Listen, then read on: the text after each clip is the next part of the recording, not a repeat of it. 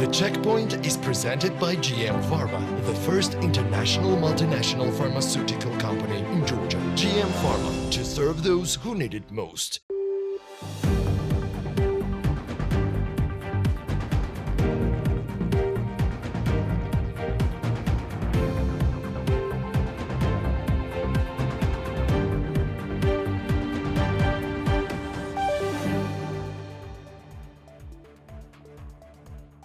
On December the 3rd, the investigation service detained 3 citizens of Kazakhstan for disposing of a particularly large amount of oil by bypassing customs procedures as part of an organized group. According to the Ministry of Finance Investigation Unit, the management of Batumi oil terminal illegally disposed of more than 10,000 tons of undeclared crude oil stored in the terminal's reservoirs.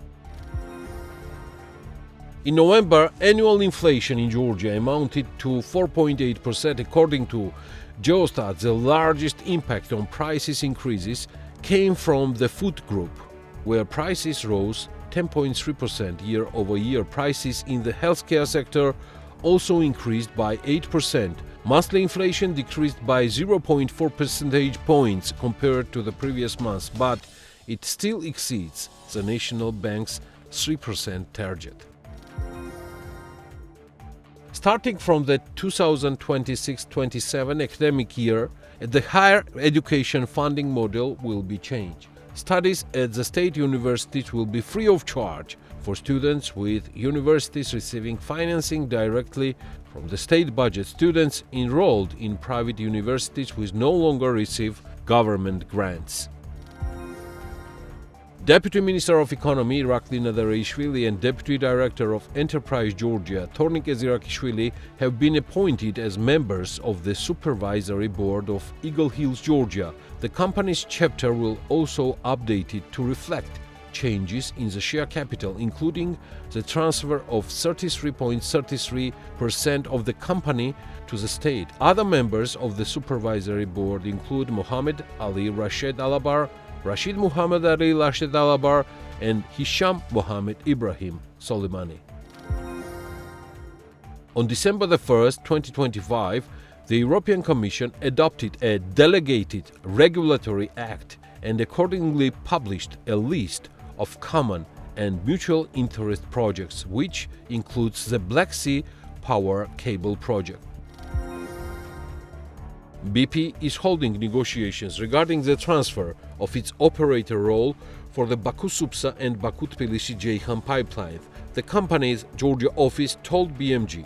As a result, BP will no longer operate these pipelines. According to the company, negotiations under BP's existing contracts involve returning Baku-Supsa facilities located in Georgia to the Georgian Oil and Gas Corporation or to an operator designated by it, and transferring the roles of the Baku-Tbilisi-Ceyhan manager and the general operator of BTC and SCP to Sokar Midstream.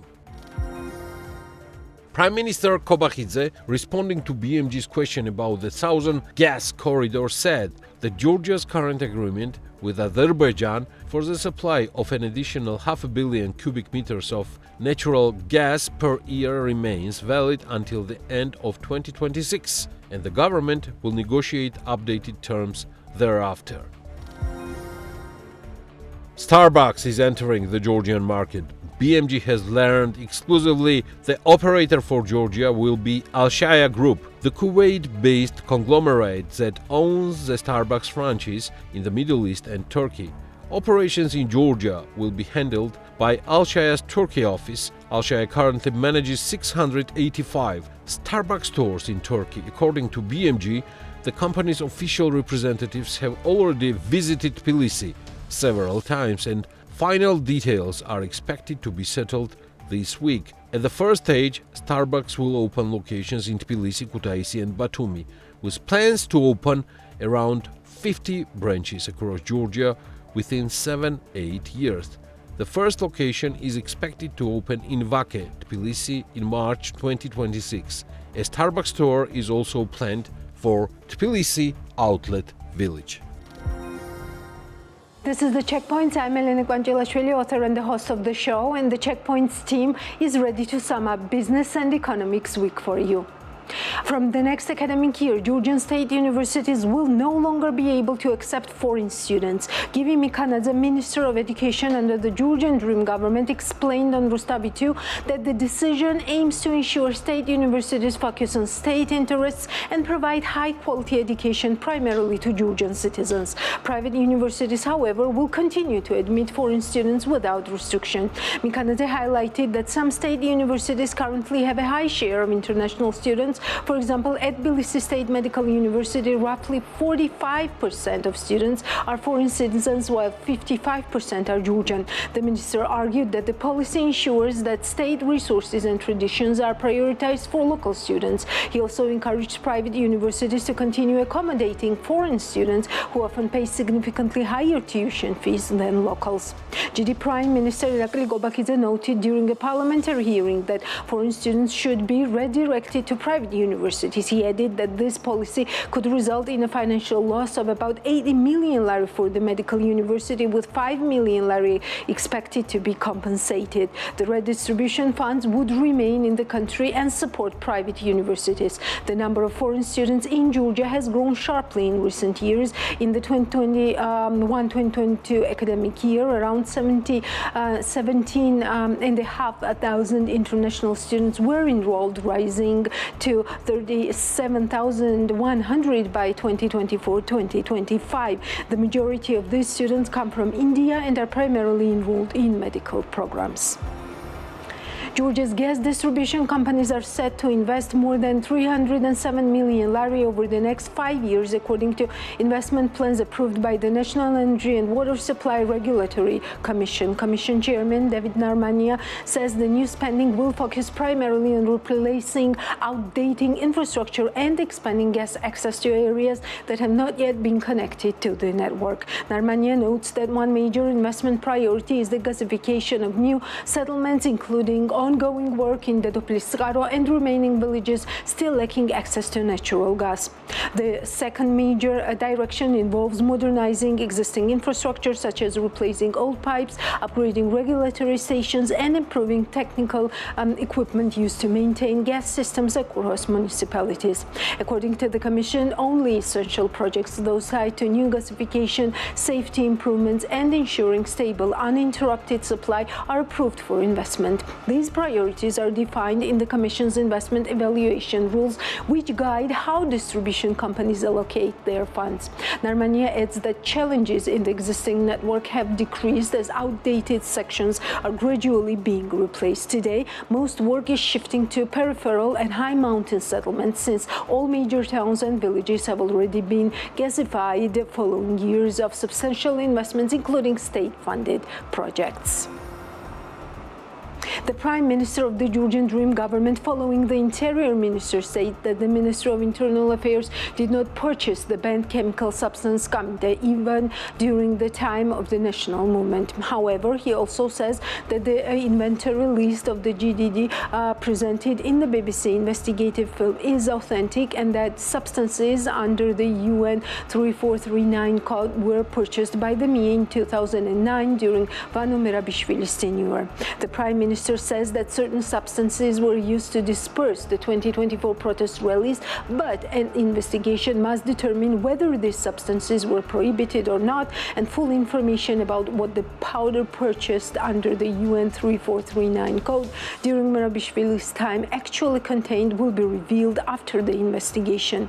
At a press conference held at the government administration, Irakli Gobakidze stated that the BBC must answer for the false information it disseminated, and that for this purpose the GG government, also with the State Security Service investigation, will appeal to the British Communications Regulator and to international law. On this issue, journalists from TV Pirveli and Formula asked detailed questions to the GD Prime Minister, including about the responsibility of the Prime Minister himself and of Vakhtang Gomelauri. However, Irakli Gobakidze said that his own responsibility will not be raised, and if anyone's responsibility may be discussed, it is Vano Merabishvili, not Vakhtang Gomelauri, during whose tenure the 2024 protests were dispersed. Bipartisan Helsinki Commission leadership responded to reports that Georgian authorities used chemical weapons against protesters, reads the statement issued by the Helsinki Commission. According to the statement, U.S. Helsinki Commission Chairman Senator Roger Wicker, Co-Chairman Representative Joe Wilson, Ranking Member Senator Sheldon Whitehouse, and Ranking Member Representative Steve Cohen issued a statement in response to credible evidence that Georgian authorities used a World War I-era chemical weapon against peaceful protesters. Recent findings that Georgian Dream used a chemical weapon against peaceful protesters last year are deeply disturbing.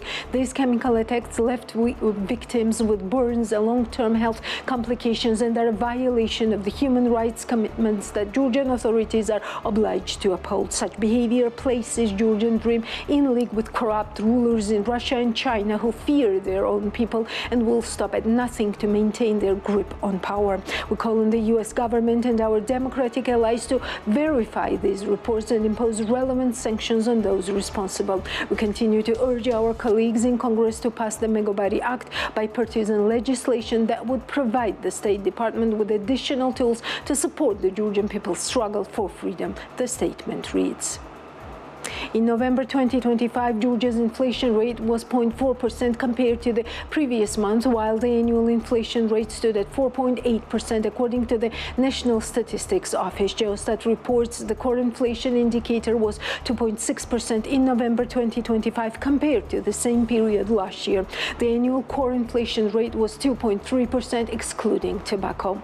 The price changes across various groups have primarily influenced the monthly inflation rate, according to Geostat. In food and non-alcoholic beverages, prices increased by 0.9%, contributing 0.34 percentage points to the monthly inflation. Price hikes were observed in the following subgroups: oil and fats, vegetables and herbs, breads and bakery products, fish, milk, cheese and eggs, meat and meat products, coffee, tea and cocoa, mineral and spring water, non-alcoholic beverages and natural juices. Conversely, prices fell in the following subgroups: fruits and grapes, and sugar, jam and other sweets. In the miscellaneous goods and services category, prices rose by 1.8%, contributing to 0.09 percentage points to the monthly index. Notable increases were seen in personal belongings, not including in other categories, and personal hygiene products. Prices in the furniture, household goods and home care group increased by 0.9%, contributing 0.05 percentage points. Significant price rises occurred in daily household goods and services, household textiles, furniture, carpets and other floor coverings, as well as glassware, tableware and household utensils. Price decreases were noted in heating and cooking appliances, refrigerators, freezers, washing machines and other household items, including installation and repairs, as well as tools, equipment and appliances for home and garden. In the transport sector, prices declined by 0.4%, which contributed 0.05 percentage points to the monthly inflation. Price drops were observed in transport services and the operation of personal vehicles, the report published by Geostat states. On to business performance this week. Natia Taktakishvili will tell us more. Managing risks in the hotel industry is very challenging because you can't insure emotions, says Alexandre Koratshelia, General Manager of Tbilisi Marriott, Courtyard Marriott and Moxie. Speaking on BMG TV, he explained that hotels provide far more than rooms. They deliver experiences, which makes risk management far more complex. Discussing guest-related risk, Koratshelia said the biggest challenge for any hotel is dissatisfaction, which can arise when guest needs or expectations are not anticipated. To address this, Marriott relies on GXP program, a tool that gathers detailed information about guests across the global network, including preferences, comfort habits, and even allergy risks, allowing hotels to prepare in advance. Koratshelia emphasized that the goal is to ensure expectations rather than emotions. Whether a guest prefers 7 pillows or has specific dining needs, the hotel aims to create an environment that maximizes comfort and satisfaction. Marriott, he added, puts a significant effort in selecting the right staff for key guest touch points from the entrance to reception to ensure consistently positive emotional experiences. According to Kvaratskhelia, Marriott invests heavily in research and internal systems to better understand and manage these emotional dynamics.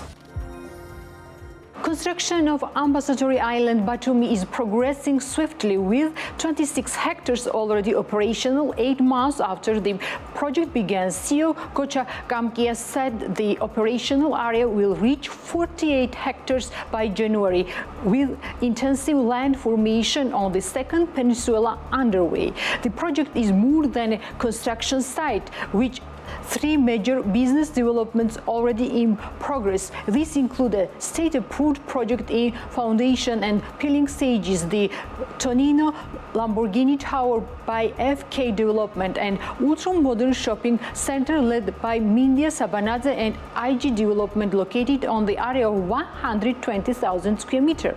Kamkia highlighted that the project's success relies on strong state support, disciplined management by the founder Buba Keburia, and a dedicated team ensuring quality implementation. Above-ground structures for the first project are expected by spring 2026. Ambassador Island, developed by Ambassador Group with international partners, spans on 84 hectares across 2 peninsulas and 1 island, following sustainable development and smart city principles. It aims to combine residential, commercial, and leisure spaces into a landward destination in Batumi. Georgia's insurance sector is expanding at a noticeably slower pace this year, according to the insurance company Ardi. As General Director Mikhail Japaridze told BMDG, the market's growth rate for the first 9 months dropped to around 11% compared to 80% annual growth recorded in the previous years. Japaridze explained that the increase in premiums is driven more by price hikes than by a rise in number of insured clients.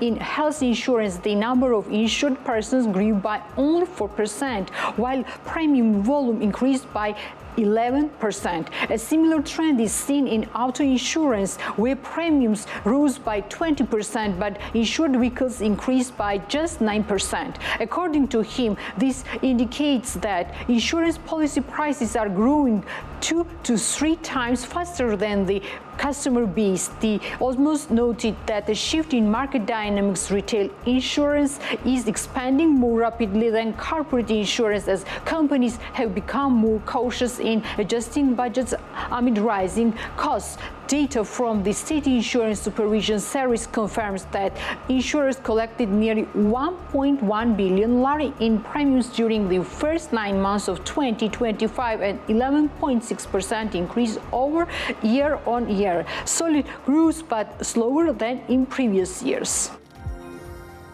The founder of poultry-producing company Chirina Revaz-Vashakidze says the company cannot yet export meat to the EU despite recently receiving the safety certificate from TAV Austria.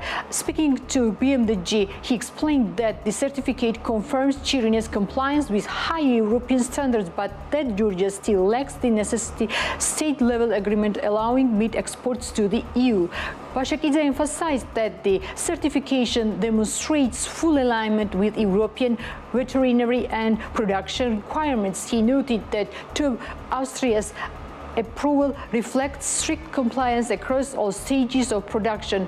Without such certification, he said, many international companies would not accept Chirina's products. However, Vashakidze stressed that certification alone is not enough. He said the EU maintains veterinary restrictions that must be resolved through negotiations between Georgia's government and European institutions. According to him, talks previously held by the National Food Agency have stalled, leaving Georgia unable to export meat or live animals. Vashakidze called for more active government engagement, pointing out that countries like Ukraine have already secured export permissions for several enterprises. The certificate opens doors for us, but the state needs to finalize agreement, he said. International development company Next has officially launched press sales for its latest project in Batumi, a modern residential complex named Next Magnolia. The company, which operates across 3 continents in Georgia, the United Arab Emirates, Spain, Kenya, and Zanzibar, continues to strengthen its reputation as one of the most dynamic and forward-looking developers in the region. Next has rapidly earned the trust of thousands of investors worldwide by delivering high-quality design-driven projects with an expanding global portfolio. The company remains focused on creating spaces that merge innovations, comfort, and contemporary lifestyle standards. Located near Batumi's new boulevard, Next Magnolia is designed as a peaceful urban environment, emphasizing natural lights, open space, and a close connection to nature. The complex will offer residents access to premium structures, including fitness, yoga areas, co-working and business cafes, children's zone, landscape gardens, and round-the-clock property management. Built around the philosophy of create, care, connect, the project aims to foster a balanced lifestyle centered on creativity, well-being, and community. With Next Magnolia, the company continues its mission to redefine modern living through sophisticated design and internationally aligned development standards. Businesses that were satisfied with the summer tourist season are now facing difficulties as inflation rises, particularly in the restaurant sector. Miranda Esakia, founder of Gudauri Structure, noted that meat and imported products have become significantly more expensive, with transportation costs and higher staff salaries further driving up expenses. She expects menu prices to increase by around 5% during the winter season to offset these costs. Esakia added that rapidly changing product prices make it difficult for restaurants to set consistent prices, which can frustrate local customers. While foreign tourists are less affected by price hikes, Georgian consumers feel the impact strongly due to the stagnant incomes. Price increases are also being seen in Tbilisi restaurants, reflecting broader inflationary pressure across the sector. The winter tourist season has yet to fully take off, as Gudauri has experienced a little snow. Esakia noted that the Mountain Resorts Agency has not provided clear information about opening dates for ski lifts or official season start time, leaving business uncertain. She anticipates higher activity in February and March, when snow conditions are expected to improve. Businesses that enjoy the successful summer tourist season are now facing significant challenges as winter approaches, particularly in major winter resorts. Tatia Tetrashvili, founder of Hotel Buda in Svaneti, told BMDG that one of the region's main problems this year will once again be electricity supply. Rising inflation also remains a serious issue. According to Tetrashvili, not only have food price increased, but also cost of essential hotel suppliers is also rising year after year.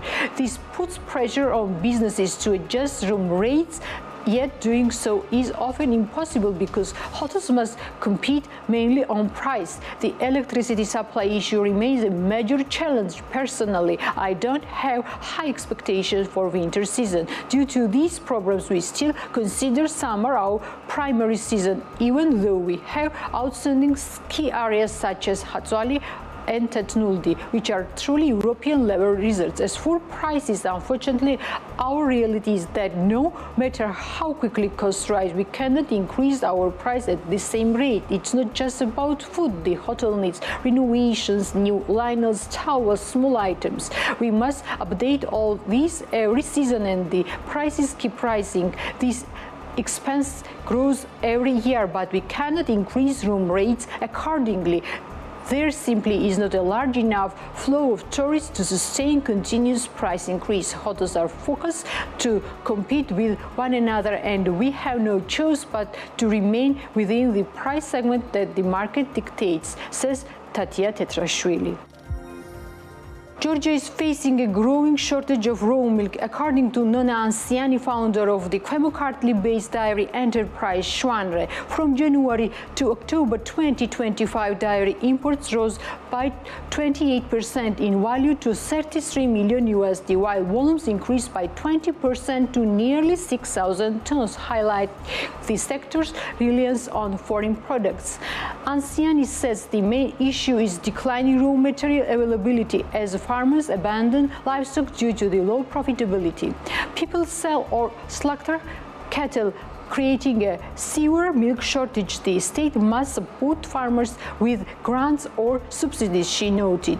Despite upgrading its production line to process 5 tons per day, Shwanre currently handles only 2 tons due to the limited supply. Pricing issue also prevent higher payments to farmers as raw milk sells for nearly the same as products made from powder milk. Founded 2 years ago with state-supported funding, Shwanre is part of DMANSI cooperative, working to strengthen Georgia's local dairy sector amid these challenges.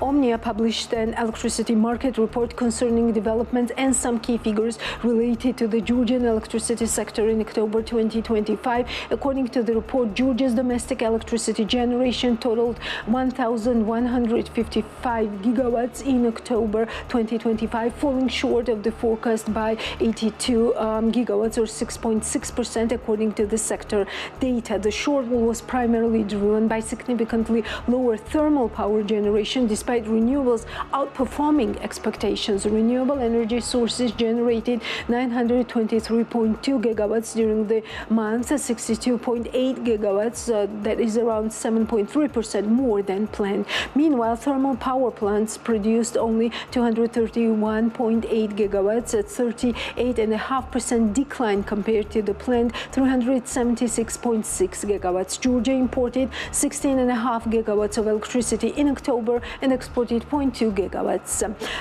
Domestic electricity consumption reached 1.62.9 gigawatts, while grid losses and hydropower stations on use consumption during shutdown periods amounted to 86.9 gigawatts. The highest daily consumption was recorded on 31st October at 40.2 gigawatts and the lowest on October 4 at 34.7 gigawatts.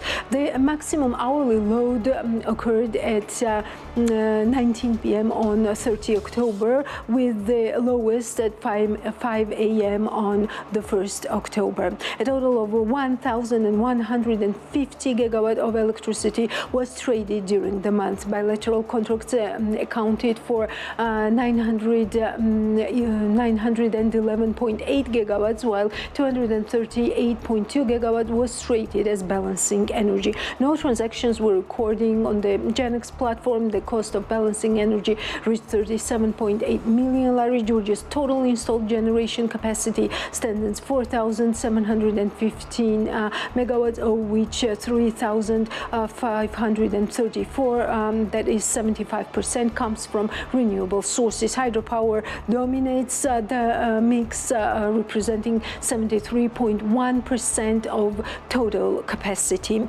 Wind generation contributes 21 megawatts, large-scale solar 9, and prosumers 68, together accounting for 1.4% of national capacity. Thermal generation capacity totals 1,181 megawatts, making up the remaining 25%.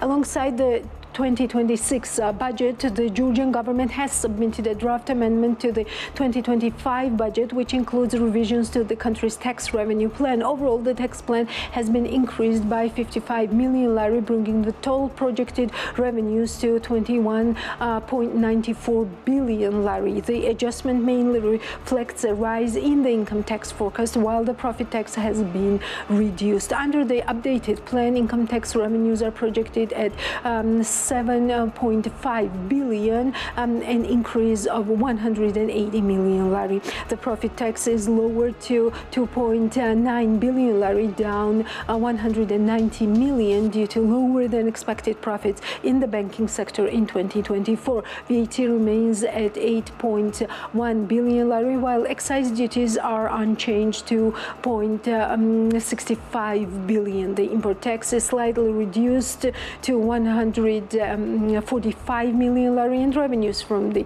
other taxes rise by 70 million to 580 million. The explanatory note accompanying the amendment also raises the economic growth forecast for 2025, initially planned at 6%. The draft now anticipates 7.2% growth, reflecting stronger than expected performance in the first 10 months of the year. These revisions indicate the government's efforts to align fiscal projections with current economic realities while maintaining a balance across tax categories.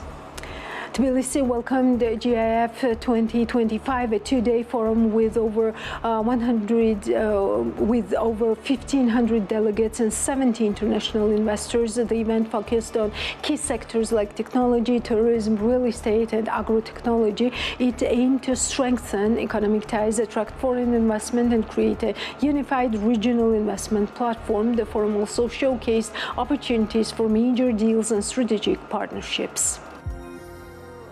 Tbilisi hosted the Global Investors Forum 2025, a major economic platform aimed at strengthening cooperation between the Gulf Cooperation Council countries and Eurasia. The event began on December 4 and concluded on December 5. The two-day forum featured panel discussions, investment presentations, and high-level business sessions, bringing together more than 1,500 delegations, over 70 investors, and more than 50 international speakers. The event placed special emphasis on 5 key sectors: sustainability and technology, tourism, digital assets and cyber protection, real estate and infrastructure, as well as agro-technology and food security. The organizers aim to create a unified investment ecosystem that will accelerate growth, deepen economic ties, and expand opportunities for foreign direct investments. Global Investors Forum is a forum to initiate a movement for investments towards the countries that deserve this. Like, for example, we chose Georgia as the honorary country for the first edition of this Global Investors Forum, because Georgia now is playing a pilot role and making a corridor in the investments towards the world and the Caucasian area at the same time. We all know that the capabilities of this country are huge, with all the aspects that it have, from the solar energy, the green energy, towards tourism, towards the new AI coming strategy, towards a hub for agriculture and the beautiful weather for tourism and the beautiful country of this country. So we intended to make a global investment forum in this beautiful country to organize a bridge between the GCC region, which are investing in multiple countries nowadays, especially with Georgia, to establish a bridge from Georgia to the world at the same time. And regarding of the Global Investors Forum, it's only now not only for Georgia. This forum will be moving towards other countries, the other words, to form a notion, a trend, a new style of doing events and investments in this country. The forum aims to become a significant economic driver for Georgia and the region, especially against the backdrop of global risks related to growing uncertainty, climate change, and instability. In the current geopolitical and economic uncertainties, there's a lot of volatility. Geopolitics are actually, everybody is like looking what to what. So the challenges are the macro stability in the region. However, this connectivity plays a significant and instrumental role to lower that volatility and to strengthen the connection toward peace, investment, and prosperity. So it is within the right direction. The two-day forum included panel discussions, investment presentations, and business meetings. According to business representatives, there are many promising opportunities for Gulf countries in Georgia and the Caucasus, driven by the region's strategic location, trade connections, and transit potential. They also noted that it's possible to create a synergy in which Georgia and Central Asia countries establish a regional hub and attract foreign capital to the area. In Georgia and in the Caucasus, they have a lot of opportunities, golden opportunity there. It's like the bridging the gap between, or it's a connection between Europe and Asia and the Gulf. So that corridor can be actually exploited and leveraged, for instance, with the GCC. Take, for instance, UAE. We are based in Dubai with different branches. And to be honest with you, logistics, tourism, and transformation, digital transformation. This, and with the digital finance as well in fintech. If we can create that kind of synergy between Georgia, Caucasus states, Gulf countries, and Central Asia, we can really build a regional hub that is very, so the competitive advantages are in tourism, are in technology, fintech, tourism, and logistics. If we can create that synergy, and I'm going to be talking today about it in the real estate intelligence and the smart capital, we can attract foreign capital to this region, no question. A major project was announced, the entry of Eagle Hills in Georgia. We later discussed that this would be followed by other types of investments, somewhat smaller in scale, though still significant for the groups involved. This is exactly what our country needs, diversification of sources. I am very impressed with the announcements being made here today. It is particularly remarkable that such large countries, with enormous concentrations of capital, see Georgia as an important destination. We have established Saudi-Georgian Business Council 2 years ago during the Silk Road Forum, and we have really gone through a very rapid steps regarding the development of our relationship in investment, and the business community in Georgia and in the Kingdom of Saudi Arabia, they have met 4 times, 2 in Saudi Arabia and 2 in Georgia, and we are planning to have next year also another business forum between Georgia and Saudi Arabia. Today we have really some investments being done in Georgia, real estate development. We have also in food security, exchange trade between the Kingdom of Saudi Arabia and Georgia. And we are looking also for other projects in infrastructure, technology, renewable energy, mining. There are a lot of opportunities we have in Saudi Arabia and Georgia. So we are trying now to explore much more opportunities through our networking in the GIF forum, Global Investors Forum, and we will come up with more vision and more opportunities to be considered between the two friendly countries. Within the framework of GIF 2025, a series of major investment agreements will be signed with a total value exceeding hundreds of millions of US dollars. Special emphasis will be placed on the development of green projects, financing innovations in renewable energy and digital infrastructure, but that's not all. During the forum days, we are really making exploration of the potential opportunities. Definitely these opportunities will be having further studies, further negotiation, further exploration also, and we will come up with some results after we screen these opportunities and make feasibility for these opportunities. Georgia is a very big market, so yes, naturally we have investors here who would be interested to open or help establish their business outside in the UAE market. Because of the reason the corporate tax is very less in UAE compared to other regions, so it is attracting a lot of investors to open companies back there. So yes, it is going to be a very good especially Global Investors Forum, we are looking for those investors who want to expand in the UAE market. There is a definitely interest in our sector from GCC countries. One of our company's partners is from Saudi Arabia and a few years ago became interested in Georgia, particularly in the development sector, deciding to invest precisely in this area. As you know, our company operates in the field of research development, and it's exactly in this sector that we see significant interest from international investors, including, of course, those from the GCC countries. We are based in our office and company. I have Georgian partners also. We have we targeted the Arabian markets, the GCC countries, because it's like the majority of the customers last 5 or 6 years, they were coming from there. And now actually we are we started to target the Asian market, like the Indian and Chinese, and also the European. But European has some they are more in winter. They are not the whole year. Like for example, Arabs come in summer and Europeans come in winter. But the Asians almost comes the whole year. So we are trying to open new markets to come to Georgia, because Georgia actually has a better situation in tourism now. They have better infrastructure. We I came 6 years ago to Georgia. It wasn't maybe we can talk about the infrastructure now the government is doing to this part, to the roads, how the facilities can work.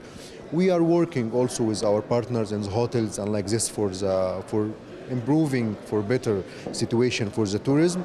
But the infrastructure actually last 4 or 3 years it became from here to here, we can say like this. The founders hope that the international forum will become an important platform for deepening cooperation between emerging markets and global investors. They expect it will accelerate a new wave of foreign investments and open unprecedented opportunities for global capital. And that's all for today. We'll meet next Sunday. Before that, stay tuned on BMG. It's worth it.